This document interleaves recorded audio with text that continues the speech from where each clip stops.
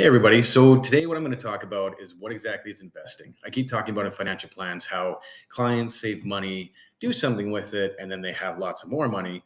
But one of the fundamental things that's not taught in Canada is what exactly is investing. Like, what you know that you need to save money, but what do you do with it? And how do you actually enable that money to magically grow and give you money back, right? So I'm going to do a high level video where I go over in kind of layman's terms what investments actually are, and then I'll do separate videos to um, better specify exactly what you do within each of those spaces. Okay. All right. So the first thing when we look at investing is you have to choose an account where you're going to put your money into. Okay. I did another video in terms of what an RSP, a TFSA, and a non-registered account are. These are the main accounts you use when you're younger. There's lots of other different accounts that come from, say, pensions, or actually when you get to a certain age, accounts go from things you put money into to things you take money out of. But the main thing is, as a young person, you have basically these three accounts. Okay. If you make a high income, you want to start with an RSP and a TFSA. If you are making high income, then you really want to focus on your TFSA. Okay. Um, Watch my other video to understand the different taxation rules. And once you've finished using up your TFSA room, then you'd want to have a non-registered account. Okay. Secondly, depending where you open the account is going to define what investment you can put inside the box. Okay. A tax-free savings account that you open up with your bank most likely can only hold cash. Okay. You have to specifically open a account that's able to have the investments you want inside them. All right. So a lot of times you'll go like, it's so ridiculously confusing and so bad for the consumer. And it's only set up this way so that banks can make more money than they should. But for example, you can go into a bank and you can open up an RSP that only holds cash. You can open up an RSP that holds mutual funds, which I'll talk about, or you can open up an RSP that can hold cash or mutual funds or anything under the sun. But depending on who you talk to, they're going to push you into the account that pays that person you're talking to the most money, right? So it's honestly, it's a bullshit system, but just so you know, these are the three accounts that we're dealing with. I would recommend that if you're starting with a small amount of money and you're going in to talk to someone for the first time, you talk to someone like a financial advisor, right? Because they have personal bankers, then they have financial service representatives, and then financial advisors. You want to talk to someone where you can open an account, which gives you the most flexibility in terms of what you can actually put inside that box. Okay, so like I said, depending on the type of account that you open, like the type of RSP, TFSA, or non-registered account you open, it defines the type of things that you can put into it. Now, the biggest scam out there right now, unfortunately, and I mean, all the banks do it, I'm just using the TD one here, is they have savings accounts. Okay. This is the TD Premium Savings Account. All the banks, like this is the high interest savings account. The rate you get, so here's kind of the stupid part is you might have it in your head, yeah, I'm going to save $1,000 a month. I'm going to be a millionaire, right? But then you talk to the wrong person and your $1,000 a month is going into this TD high interest savings account, which gives you 0.05%, which is absolutely ridiculous with how interest rates are right now. And all this time you're saving your money, you're actually getting screwed because it's not growing at all, right? So this is by far the worst place to put any money that you want to have for retirement. It's the only money that you should ever have in a savings account that pays you this little interest is the amount of money that you need for emergencies, right? But there's so many times I meet clients and they have like $50,000 sitting in the bank in these crappy interest accounts. The bank loves it because they get to leverage and lend out a certain amount based off what they have in deposits. So they're paying you 0.5%, and then they're getting, 5, 6, 8, 10% on that money. So they don't usually say anything, right? So again, I'm not trying to pick on just one bank, but last place you want to have your money is in a TFSA, an RSP, or a non-registered, or a non-registered is just like a savings account, like they call it savings account, because you're going to get paid next to nothing. Okay. What makes it even more complicated is this is the bank savings account. Now, if we go to, this is through CIBC, they have something called a high interest savings account. They make this as complicated as possible, but this is something I actually buy in an account for a client, and it's still cash. And what do you know? This one pays 1.25%. And this has been going up every week because as interest rates go up, they automatically change the interest rate. Okay. Savings accounts, you have zero chance of losing any of your money. Okay. But you're also going to make the absolute least amount. So don't go and try and save money for retirement in a high interest savings account. This is only where you would put money that you need within like a day. All right. The other thing that's a little bit frustrating with these high interest savings accounts is that, so this is like the bank one. And again, all the banks do it. So I'm not like, it's just the way the whole Canadian finance market is that there's not enough knowledge out there that they can put out all this stuff, and it's kind of buyer beware. Like unless you're talking to the right person, you just get stuck into these really, really garbage things. This is another high interest savings account. It's called an ETF. I'll get into that in a different video. But now this one you buy and it pays 1.82%. So all of these accounts are all cash in a bank, and they're all paying you interest, and they all have the lowest amount of risk possible because it's cash. But depending on who you talk to and where you buy it, you're going from 1.82% to maybe 0.6. Okay. So that's the very lowest risk part of investing. It's just called a savings account. All right. So again, back to, depend what kind of account you open. The accounts that I use at the brokers that I work with, you can have savings accounts, GICs, stocks, bonds, everything in the sun, under the sun in one account. If you go to the bank, they have TFSAs and RSPs and such where you can only have GICs. Okay. So it's the same account with the same rules, but they've limited what you can actually put into it. A GIC is a guaranteed investment certificate.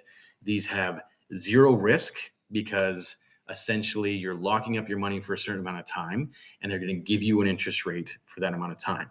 So you can see that compared to the savings account, because the savings account, you could take that money out at any time you want. These have a higher interest rate depending on the amount of time you're willing to give up your money. Now, recently, these rates were always really bad, but now you're getting to things where you get 4.2%. Now, that's per year. So in a 2-year GIC, in the first year, you'd get 4.2%. And then in the second year, you'd get another 4.2% on everything you made in the first year. So it compounds a bit, right? So, I'll get into that in a different video, but basically GICs, zero risk, but you're not going to have access to that money for 1 to 5 years.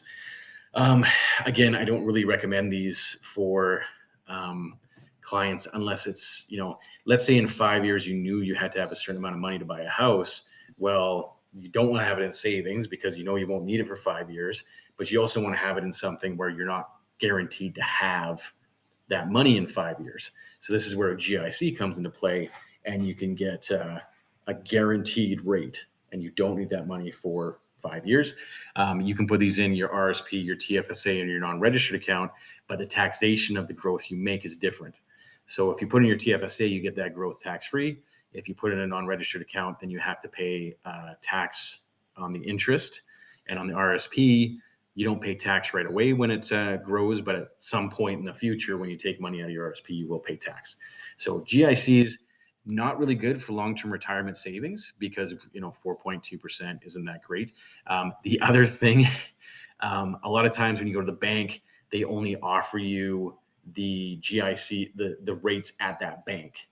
If you go to someone like myself, or you do your own investing online, because there's self-directed accounts you can do.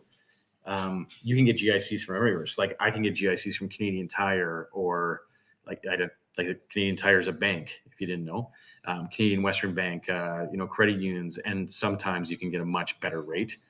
So just something to know. It's always more convenient to deal with the one bank that you've dealt with forever. But sometimes you can get a much better deal just by going to the right person to talk to first. Okay, so that's a GIC. Just another quick thing about GICs. You'll go to the bank sometimes and they will be advertising these market growth GICs.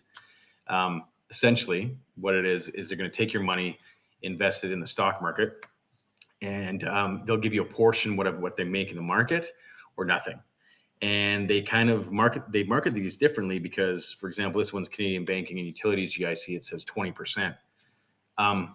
Right, but it's 20% total, not 20% per year. So this is for example, this is a 5-year one, and they'll give you 10% per year as a maximum return, but also your minimum would be 1%. So it makes it sound really amazing to have that 50% on there.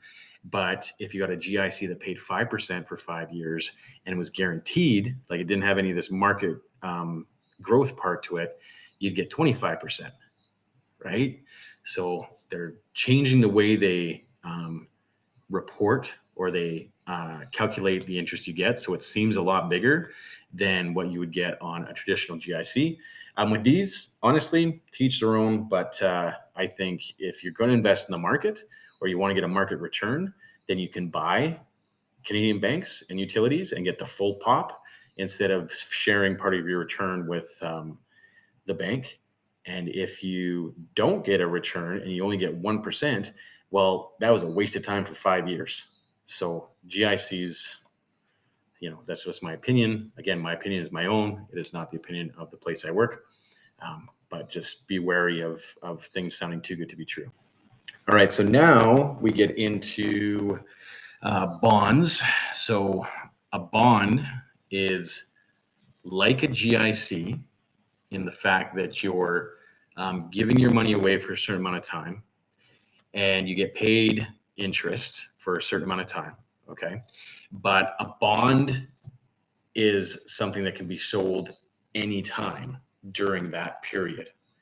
So it gets a little complicated, but the way to think about this is that you're essentially lending money, and the company, depending on who you lend money to, like you can lend money to the Government of Canada. It's called a Government of Canada bond, and you'll get paid a pretty fair interest rate, which will be higher usually than a GIC. But depending on how interest rates go, that bond's value could be higher or lower between the day that you get it and the maturity date of the bond. Okay.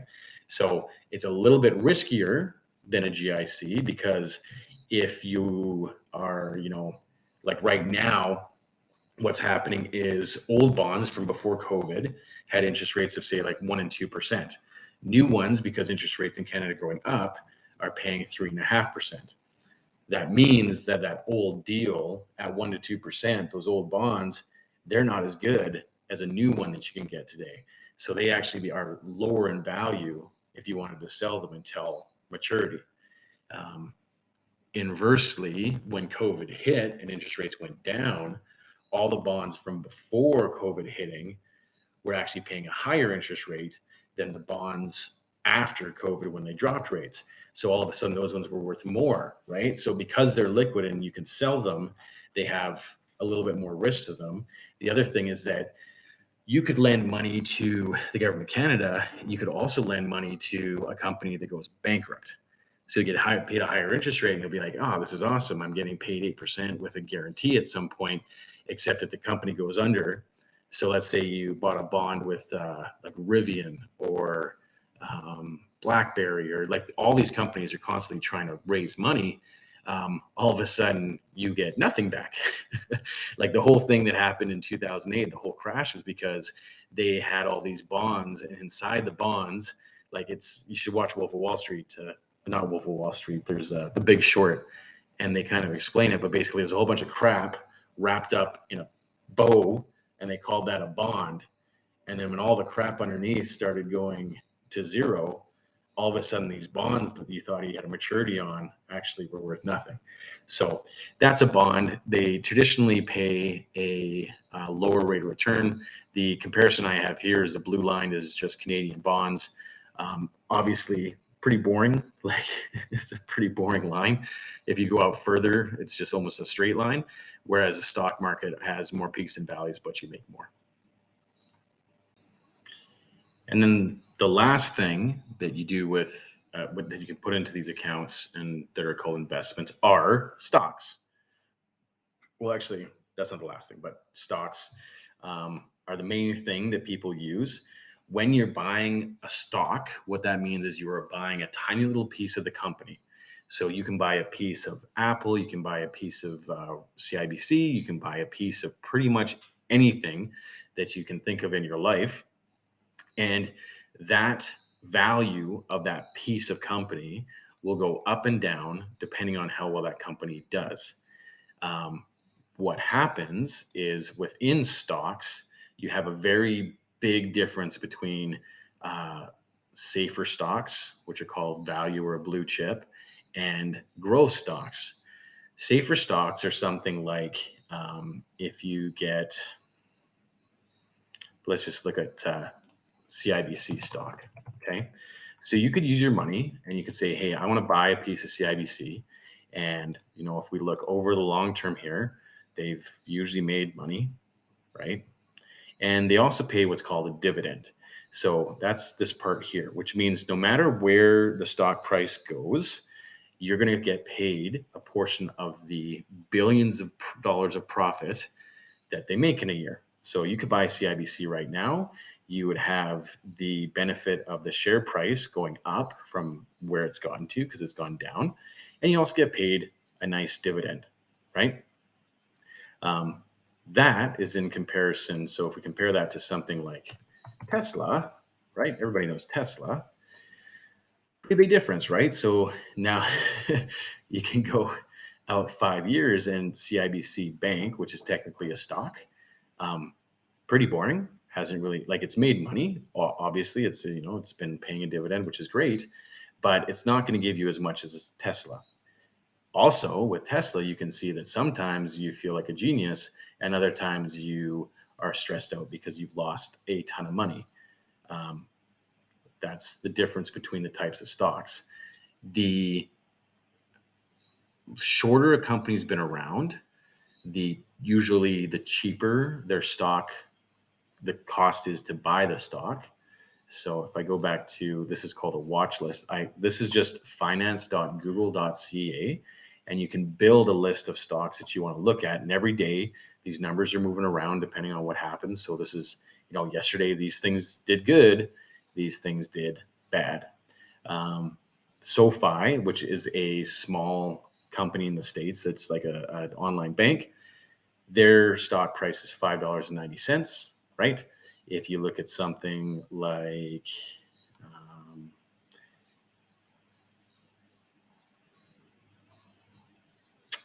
where's some here, like Berkshire Hathaway, their stock is $414,148. Okay, so, or you can look at something like Microsoft, right? Microsoft's $266. So obviously Microsoft is not going to give you the potential return that SoFi will give you. But Microsoft has been around for a long time, and we know that they're not going to go bankrupt. There's no guarantees with stocks. This is where your bread and butter is in terms of making real growth over the long term. But you really have to think, just because you're investing in a cannabis stock. So this is a perfect example. Like if we look at Aurora Cannabis, because cannabis was just a huge thing for a while there. Like gets legalized, boom, goes up, to $81, right? Everybody thinks it's great, and now it's worth $1.39. It will probably never ever get back here, right? But technically you're investing, and technically you bought a stock, right? So there's a real big difference between what you buy as companies, and I'll do another video that goes more in depth on that. But this is what investments are, right? So you can have things that are super safe that don't get you very far in terms of your growth, and you can have them in any of the accounts that exist, up to things that are super risky, which can pay you a higher return. But it's important to know that within each of the categories, like I was showing, the savings account, there was 3 different savings accounts depending on where you went, and the different rates you could get.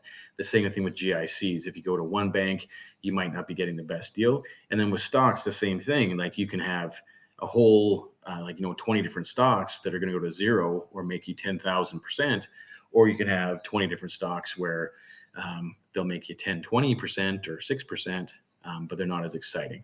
So that's what investing is. The last thing, beyond this is crypto.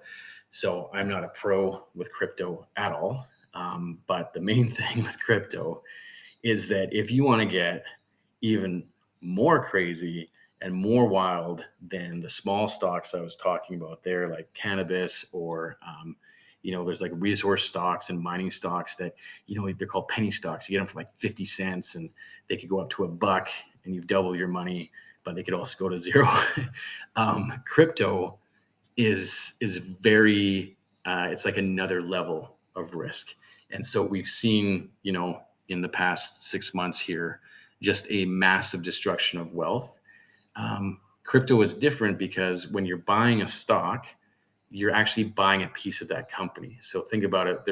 If you bought a piece of Microsoft, there technically is a little tiny chunk in some office somewhere in Microsoft that you actually own, right? It's a real thing with real people. And there's like a board of directors, a CEO, all of them are trying to make a profit, right? With crypto, it's not as easy to ascertain the actual value of it, right? A lot of times they can look at a company and say, okay, well, their buildings are worth this and their products are worth this. And they can actually say, like, if you sold this company today, it'd be worth, $1 billion. With crypto, you can't really, because there's no physical thing to say it should be worth X, Y, or Z. So I know a lot of people get into crypto now. This is where, if you're really serious about retiring, you would put, like I had said, you need to save $1,000. Let's say you were saving $1,000 a month, but you actually had $1,200 a month to save.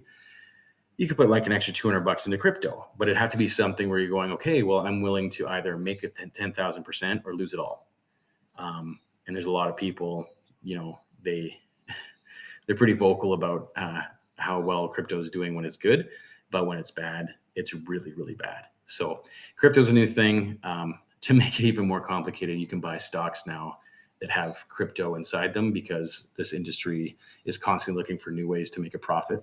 But in another video, I'll go into more depth in terms of like the difference between stocks and such. But hopefully this gives you an overview in terms of what investing actually is and what it means when you're actually putting your money to work.